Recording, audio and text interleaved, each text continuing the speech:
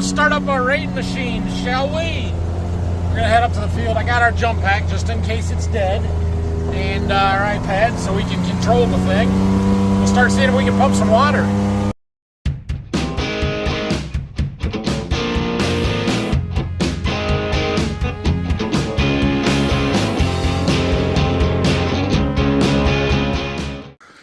Okay, we've made it up here. We'll walk out to our machine. It is offline, which tells me that our battery is probably dead, which tells me that we probably need a new 12-volt battery for the start and, power to control systems and stuff. So this machine also has a 56-volt system with a bank of 4 12-volt batteries, so it'd be like 48 there in series instead of parallel. Those batteries may be bad as well. I don't know. Once we get the machine running and have the generator and the alternator powering stuff, it doesn't matter. It just won't restart itself once it shuts down if our batteries are bad. So I thought we ran them long enough yesterday to charge it, but I don't know, it's not showing up today. So we'll see if that's our problem. I'll throw the jump pack on it here and hopefully we can make it run anyway. Yeah, we got a bunch of flashing lights, which I learned yesterday is a voltage issue. Well, I got it running, we got it connected here. We'll give it a second for everything to boot up and communicate. And we're gonna push the go button and see if we get some water here. Make sure our new path set is loaded. They did update our paths with our new home point, and so that should all be in here. We're gonna give it a minute. All right, so there's where our machine sits and our home point. It is going to come out here and go this way and follow this path up. We're then going to take the inside set of end rows across, and it's going to make this loop back around and do this pass right next to where we sit. And then it's going to do this stupid short little one. Like, that is totally wasted space. Wasted time, wasted turns, wasted run over crop. That one is unnecessary. I don't know why. If the run's not at least, I don't know, 300 feet, 200 feet, you shouldn't make it. Like, it just, that's a waste.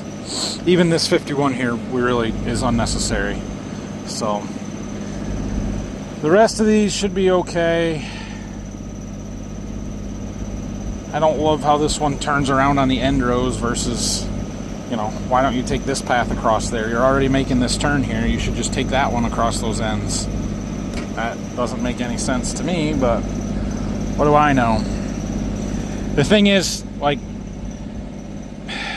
I know that they know the parameters of the machine and what it's capable and stuff, but I know this field and I understand how this thing should be set up better than the people at 360 do.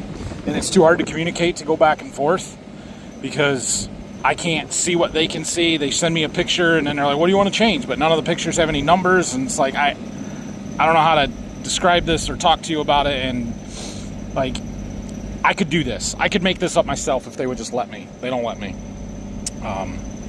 In fact, they charge me a lot of money to make this for me, and it's not really how I would do it, but it's okay. Anyway, we're gonna go ahead and get this thing started, I think. I don't love that these events are still there. Let's clear them and see if they come back. They did not. Okay, let's hit the run button. Confirm. It's gonna start beeping. We got our water on. We're gonna set it at 1/4 of an inch. And it might take a little while to get water here. We should go back up by the well and see if everything's turning on and working there, but we'll see. Okay, are we laying hose out? We are laying hose out. Pulling on it a little bit, but that's what those chains are there for, to our posts. It's turning. Okay, I don't love that. God dang, that's so dumb. This is what I'm talking about. Like, they're moving it over here to put it directly in line with the riser. Fine, but I had it set and so it was gonna go right down these rows, and now it's gonna run over a bean row. Like, that was unnecessary. So I'm pretty sure we gotta get lined up with a path before it's gonna turn the pump on. But yeah, so it shifted over a row for really no reason whatsoever. But now we're gonna make our turn. And that's really not the end of the world. I'm not going to complain too much about that because it doesn't matter. But it's going to make a turn here. go down the field just a little bit, and then the second pass over here, it's gonna turn and head back to the west. Or it's just gonna build pressure here. I don't know why it's doing that. It should make the turn before we build pressure, but it's not.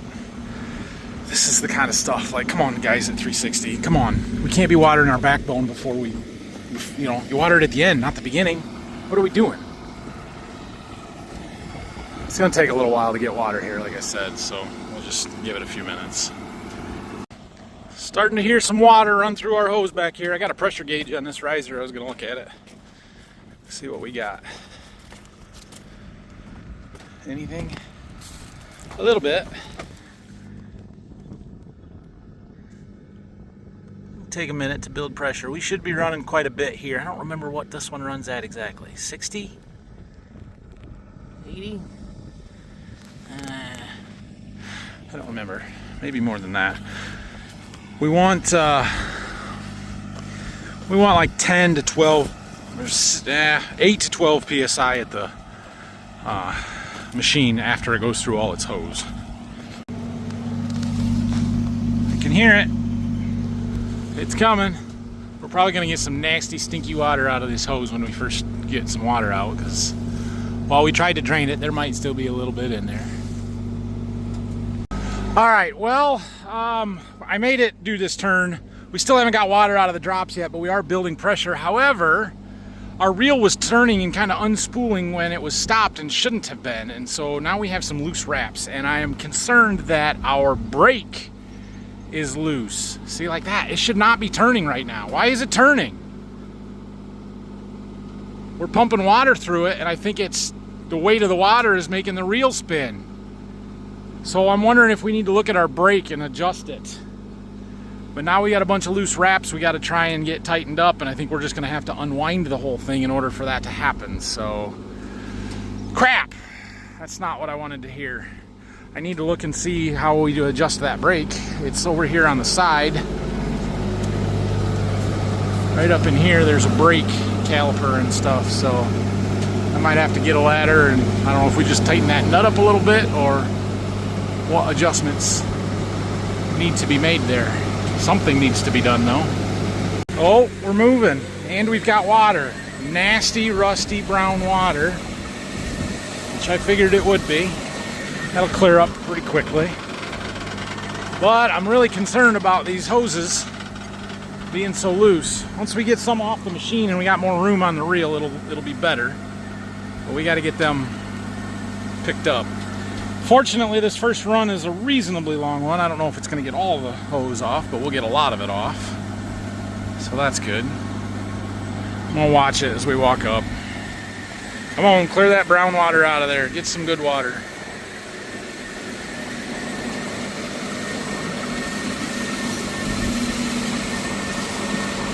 Still got a bunch of air it's pushing out. We don't have good flow yet. Okay, well, we're up pushing 130 plus PSI here. That's a lot. Okay, now that our hose is full of water, we're clearing out. It's not perfectly good clean water yet. We're still getting some dirt out, but it's at least not totally rust colored.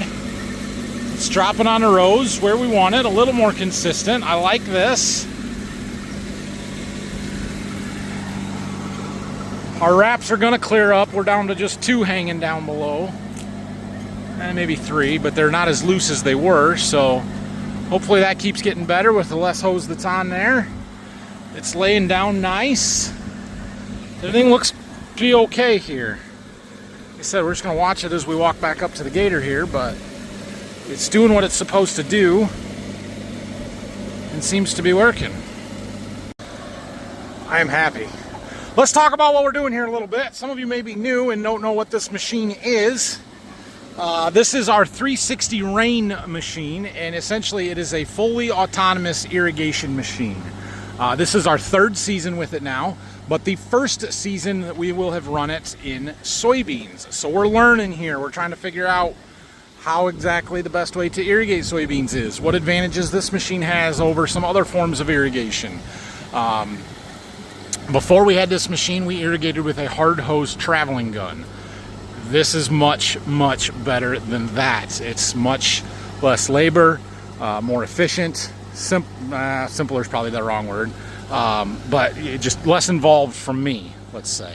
So in the corn the last 2 years, we've seen massive gains. Last year I had some check strips that were anywhere from 50 to 100 bushel per acre gain where we watered versus where we didn't, depending on if we were in heavier ground or the clay ground or the sand ridge. And so I know that we can make a big difference with it.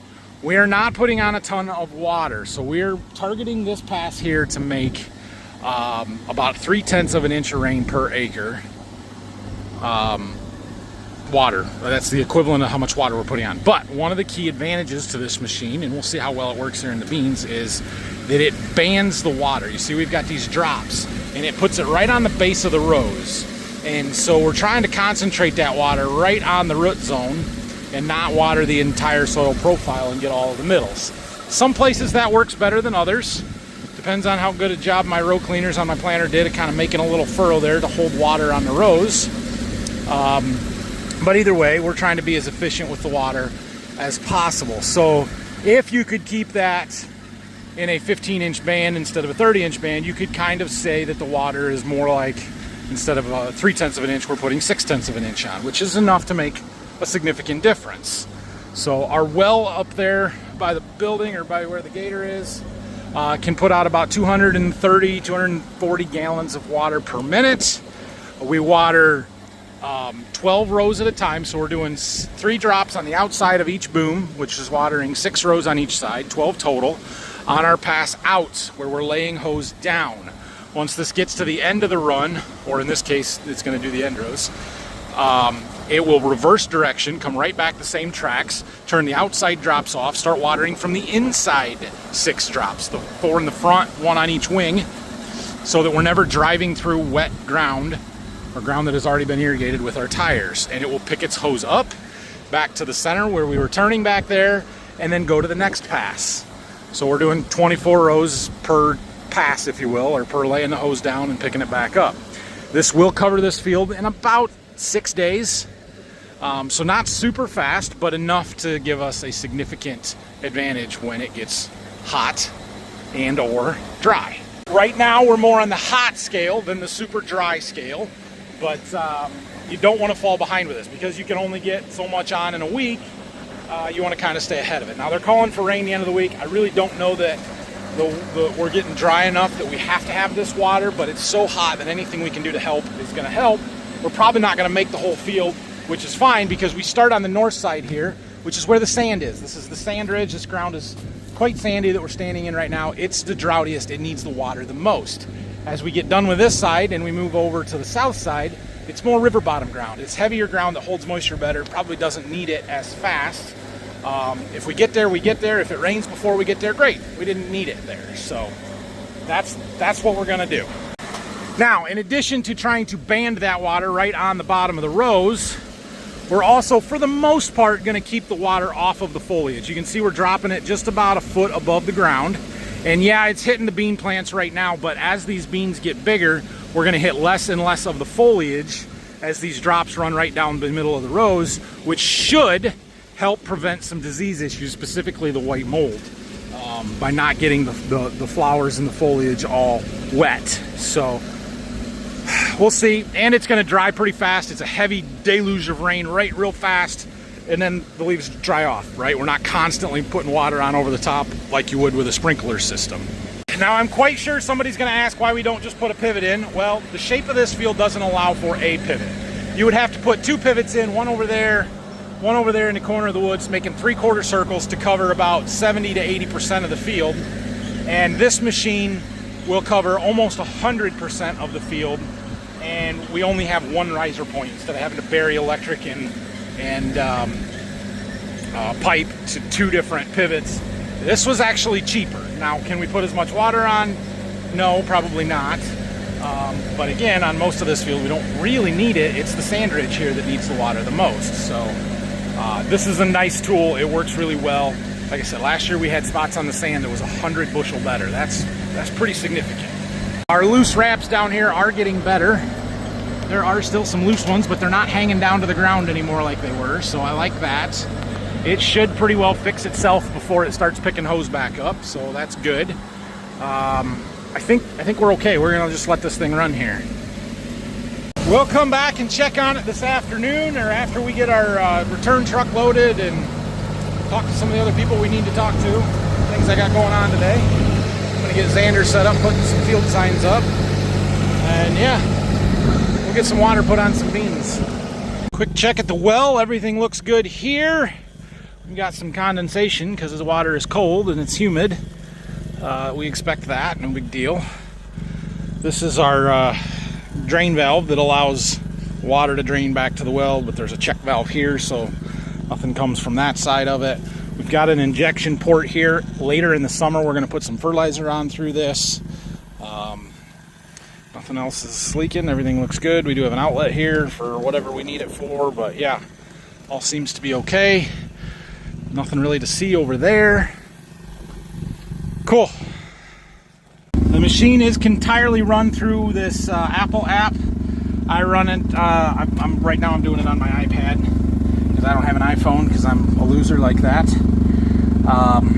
And it works fine, but that's big and awkward and hard to carry. So, did break down and order an iPhone this morning. Not to replace my good Samsung phone that I like, but I'm going to carry two for the summer.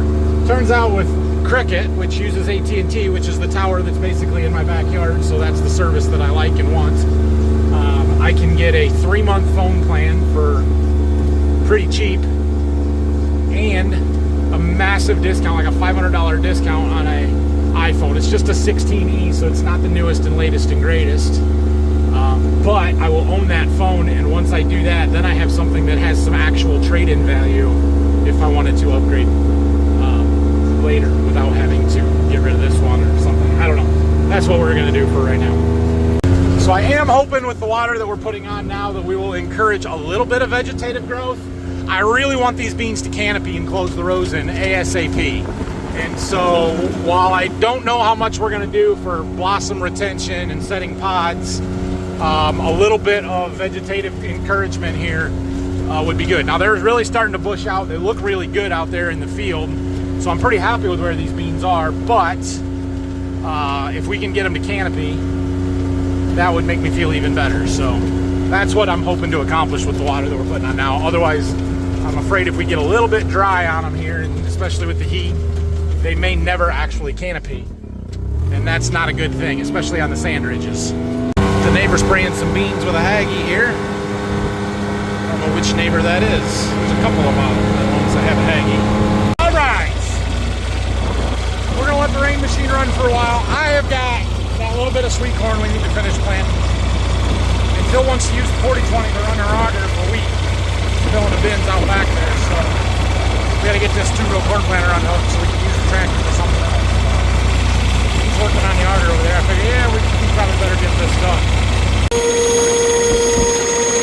Alright, I climbed to my meters, turned my back on. Should be good here. My rows are getting a little harder to follow. I've got to just pay attention to the previous plantings here. I don't know if corn planted on the 30th of June is going to make it or not. But I got a little bit of space here, so we'll fill it in. My second planting's coming. It's not great. The first planting looks pretty good down there. Good enough. Alright, we're going to take this over to the seed warehouse and unhook it over there. And I got Xander down there. We're going to get some field signs around. And then work on putting some signs up today. I haven't given a pumpkin update in a while. We got a bunch. There's a lot of pumpkins, but there are a lot of little ones that just came up with some of the last rains. So they got a long ways to go. We need to do a little weeding here. But yeah, we got some bigger ones. And we got a bunch of little ones that are just coming, but our success rate is closer to 80% than 20%. Well, we got rid of a few boxes. Got another load sitting there. The corn return truck comes tomorrow, so we'll get rid of these paper bags and some full boxes of corn, and I think the paper bags are treated. Soybeans will go on that truck as well. That'll clear out a little more space, and then we'll see what we can get for more return trucks. All right, we gotta go help Xander put up some field signs, teach him how to do it. I got Xander going. I'll show you some of that in a little bit, but we got our corn planter unhooked from the tractor. I put it on a pallet so that I think I can move it around with a forklift. I'm hoping it's stable enough and will stay. We'll see. It should be. Put a 2x6 under the 2x6, 2x8, whatever, under the front stands, and the other one's lined up perfectly with a board. That one was sort of broken, and I thought it might break through, so put that board on there and make it a little more stable. See if I can move it off into the corner here. That seems okay. I need some pallet racking. Put this up high. Or something. Put it under some other stuff that I can put up high. I don't know. This isn't where it's going to live, but we'll put it here for now. We might use it a little bit yet once the wheat comes off. I've got some double crop bean seed treatment trial stuff for the field day we're going to plant, and I think we'll use that one. All right, we're in the office here. I got the 4020 brought back. We got fuel in it. We'll let Phil deal with it from there. Thought I'd go through this app a little bit more and show you kind of some in-depth, a little more in-depth of what we've got. But you can see the overall shape of our field. We've got this woods here. We've got this river that cuts it on an angle with a point here and a point up here. And then this field here is not a part of ours. And so it really makes it inefficient to do with any kind of a pivot. I mean, you could put one right here in the middle that would get, you know, the middle part of the field, but you're going to miss all this up here, you're going to miss this, you're going to miss this, and you're not going to get your corner very good. So that's not a great solution. The better solution would be to put a pivot right in this corner that would get this and come around over to here, and then put another one somewhere up here that would be able to swing out this way and around this way, but you're still going to miss a lot of this up here. Well, this machine, you can see what it covers. Basically the entire field. Now, we don't have them doing these end rows along the river, which really don't need it anyway. And like I said earlier, I'm not crazy about this little line here and some of these other little short ones. They don't make sense to me to do it that way, but whatever. It's not the end of the world. I also had them take a couple of paths out. So we've got a gap right here. This is on the sand ridge. And then we have another gap this year over here. This is in some of the heavier ground. And we're going to use those as test strips to see, you know, how much difference did the water actually make for us. So we'll see here. I've gotten a couple error messages that shut down this morning due to low well pressure, but it says it's getting down below 50 PSI, but every time I look at this, it's at 120, 122. So I'm not sure what's going on there. Something we're going to keep an eye on. I do want to go up and try and adjust the brake on it though. But yeah, this is our liquid setup. You can see we've got the water, and that's enabled. Target is 0.35 inches per acre. Actual right now we're at 0.34, so right there, getting what we want. This is where we would turn our fertilizer on and tell it how much fertilizer we want. We'll do that after we get our injection pump up there when we're ready to start pumping some fertilizer through it, which I am not right now. We can pull this down and it will show us any active events up here, which we don't have anything. We've got some information up at the top.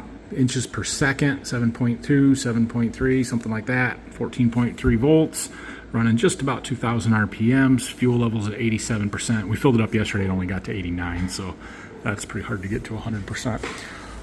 And then we can see some different stuff down here with, you know, the drive and some of the readings and sensors.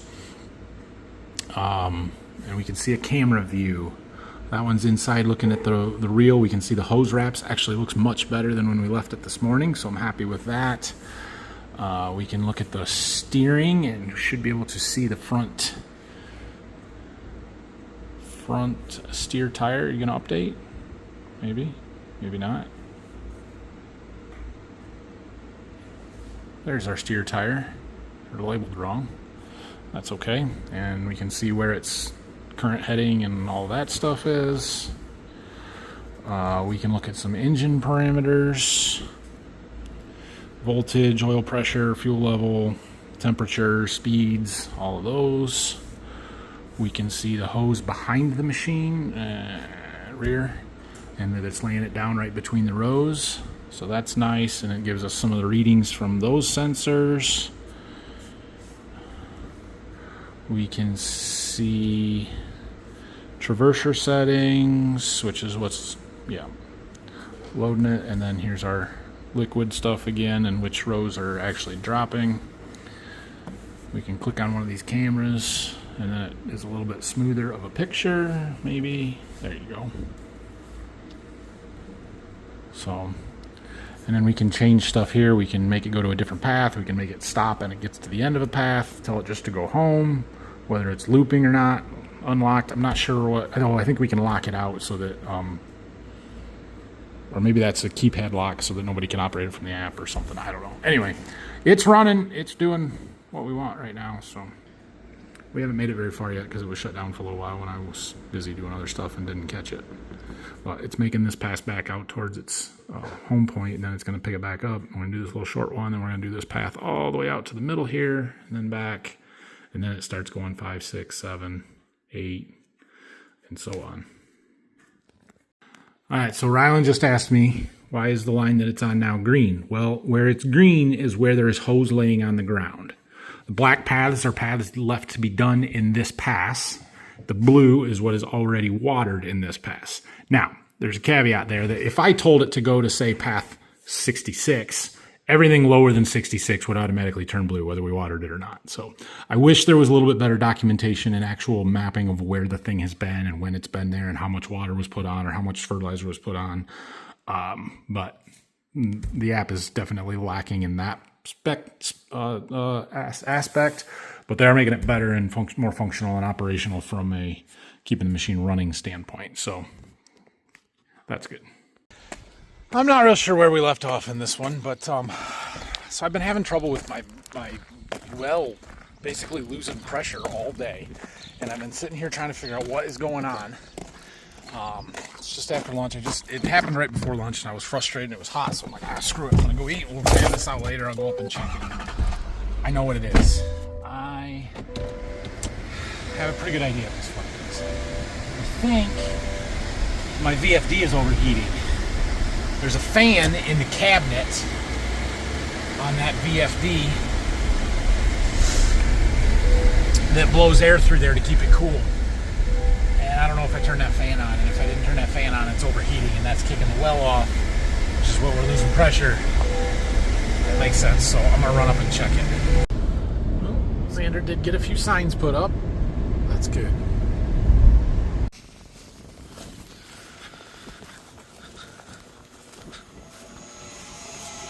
Well, the fan's running. No, the fan's not running. The VFD is running.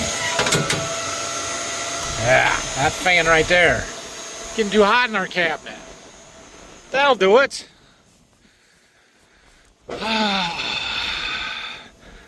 Vent fan. It says it's on. So our fan went bad. Or something. Alright. I thought I turned the breaker on, but I guess I didn't actually check it. It's not spinning, so we got to fix that. But if we just leave this door open, that should help. Whoa, now it's working. Okay. Turns out my breakers are mislabeled. And I remember this now. When we switched from generator to line power, we have a wild leg, and I had to abandon one of the phases and move it down. And so the vent fan is this one, not this one. And yeah.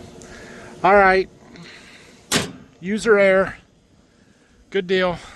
We'll walk out here real quick. Mitch is coming down to do a survey about that sprayer, so I gotta get back, but I wanted to do that real fast. So it's picking its hose back up right now. And you can see we already watered here. A bunch of water, ground's wet, that's good. So let's walk back over here. Well, it hasn't made it very far, I can show you on the thing, but essentially we've got hose laying down over here. Right there it is. This was the first pass where we started it this morning, and it came out, there's like 6 rows over there that have gotten watered, and then we have the 6 rows right here that have gotten watered, and then we watered the 6 rows going out on this one because the hose comes out and it makes a big loop. And then it watered this first pass right next to the riser because it can't make the turn on that end. And so now we're watering the inside 6. And it's picking the hose back up.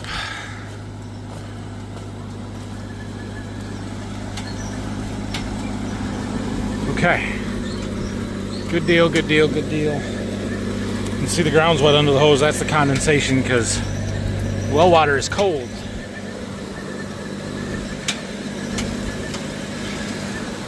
Excellent. Don't stand in its way because it will run you over.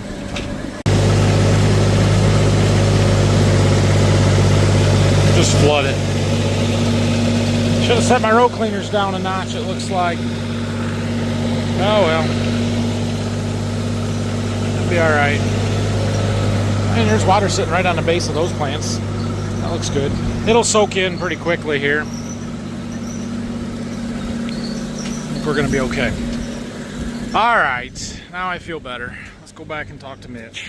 The old truck needs the new truck needs an oil change, so we parked her inside here. Getting the engine oil changed here. Xander putting oil back in it. I got the filter and plug put back in. Also changing fuel filter for the first time.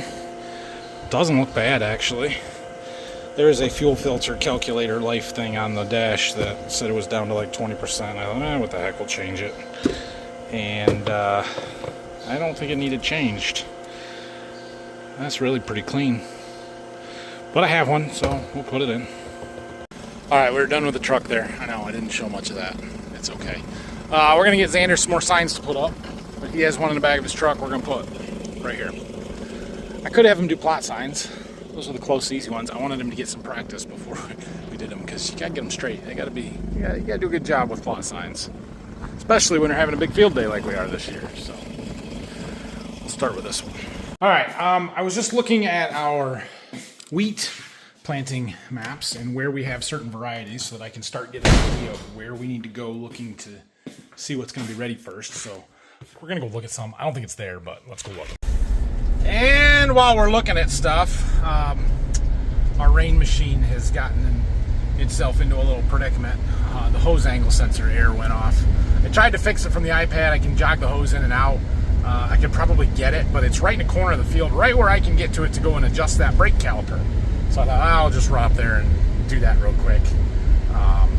Get the hose back to where it needs to be. Sometimes when it's making its turns, it can drag the hose or pull it a little too tight, and there's a sensor to detect the angle. If it gets too much of an angle where it's at risk of kinking it, which it's not even close to that, but that's why it's there, it'll just shut itself down and tell you about it. So then you get to fix it. Doing our crappy Endros. Yeah, it's a little tight. We'll jog the hose out, maybe just kick it over, fix that. But let's see if we can do something with this brake first. So this right here is the brake caliper, and it seems to be clamped down. You can see some circles on here where it's been clamping it. I'm trying to, yeah, we got to get connected to the app here. Is my phone, yeah, it's a stupid hotspot on this phone. Now we're getting there. This is why we are not going to use this iPad all summer. All right, so we are going to release the wheel brake. See if we can see it do anything. I did not. Did it do anything? Wheel brake released, it says. Okay. Why are we zoomed in? Gosh, it's driving me crazy here. I'm sorry, guys. Professionalism. Come on now. Anyway, we're going to loosen this jam nut and play with this a little bit and just see what happens. I don't know if I can see it on the camera, but I can definitely see a little gap in there. And so I am trying to just, there you can see it, just a little bit. So I'm just trying to tighten this up until I can see that move. Okay, I did get it to move and was able to see it. I got it tight and then I backed it off. There's a spec for a feeler gauge that you're supposed to have in there. I don't have a feeler gauge, so we just put it so we could just tell that it wasn't going to drag. How about that? We'll try it. Okay. Now, all right, let's get our ladder out of the way. All right, we're going to tell it to jog the hose out and hit confirm, and there it pushes it out. Okay. Now let's make it run. Proceed, confirm, and we'll kind of watch it here. It's going to build pressure, start dropping some water. Get off these ends and get into some of the good beans where we actually could use some water. There, it's moving, it's turning, it's stopping to build pressure, waiting for the well.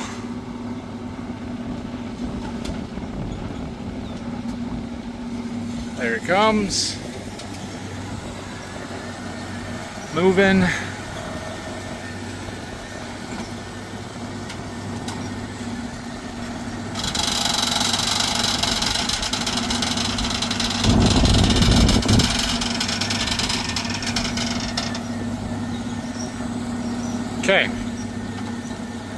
There we go. Should be good to go. Let's see what our reel looks like. No loose wraps. All is good.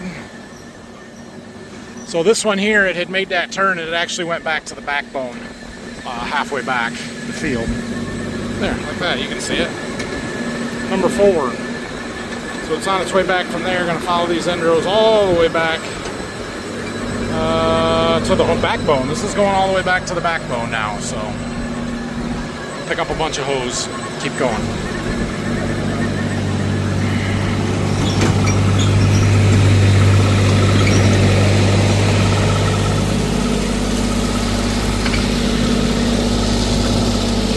Could drink it. It's just good well water. I don't know that I would, but you could. Our swivel up there looks pretty good. I don't see any leaks from it, so we did a good job rebuilding on that. I think everything's running good. There is always going to be some first day startup challenges. It's just the way it is. So actually we didn't do too bad. It sort of seemed like some major things there briefly, but none of them were hard to fix. I mean, the raccoons was a bigger issue than anything, and they didn't really cause any damage, it doesn't appear, so that wasn't too big a deal. And me not having the fan on the VFD was self-inflicted error, so got that one fixed. What else did we have trouble with? Our path set, which was the 360 guys, not me, so we got that fixed. We did the normal maintenance of changing some oil and greasing. No big deal there, right? You run equipment, you're going to have some maintenance. And now we're pumping water and all is good. It's pretty easy. I won't call it simple. It's not a simple machine, but it wasn't hard. It just took a little time running through everything. And there's times, and it could be from now on, it probably won't be, but it could be from now on where we don't touch it for a week. It runs like that. It just does its thing all by itself, so it's pretty nice. Well, let's see what some of our wheat looks like. This might be the first field to go. This is our early variety. We've got it in several fields. This was a new one last year, and it was awesome wheat. This AgriPro 893. So we've been planting AgriPro wheat for a long time. Really had good luck with our AgriPro stuff, and we got this new 893 last year. It's early variety. Straw looks super bright on it. I'm excited to harvest this one again and see. So you can start to see some of the heads kinking over just a little bit. That's usually a sign that we're getting close to harvest, when those heads all kink over. We do still have a fair bit that are still standing straight up though, so that makes me think we're not there yet.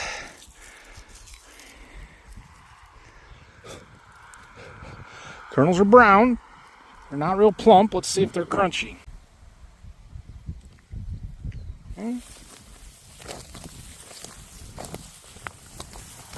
It's not terrible. It's not as wet as I thought it would be. Some of those actually crack. I bet it's 18 to 20%.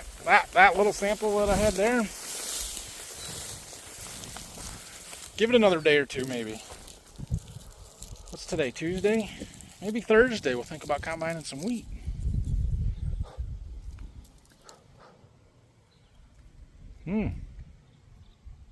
Yeah. That's harder than I would have thought. Okay. It doesn't look like it because the heads aren't all kinked over, but it sure is good crunches. I'm sure that there's some green in some of the dips. This is weed here. That's not green wheat. Dang, these are really hard.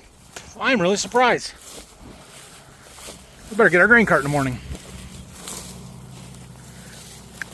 So wheat, we want the moisture to be about 13.5%. That's what we need it to be to put it in the bin.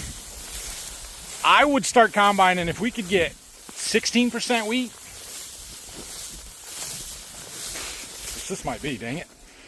I would start combining it and we would dry it. Because the quicker we can get the wheat out, the quicker I can get some double crop beans planted. And when you get to July 1st, which tomorrow is, every day matters.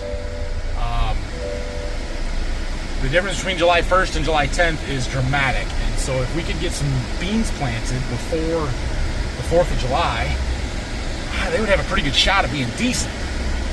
So, that may change my plans a little bit. I really didn't think we were that close, but after that, we're gonna need to look a little more extensively tomorrow. Maybe we'll pull a sample from somewhere. But tomorrow is a get ready so we can go if we need to go day. Might be 5 o'clock in the afternoon. We decide to pull into a field tomorrow. I'll talk to Dad, see what he thinks. But yeah, this is close. This is a lot closer than I thought. We got our catch pan out that we used last fall.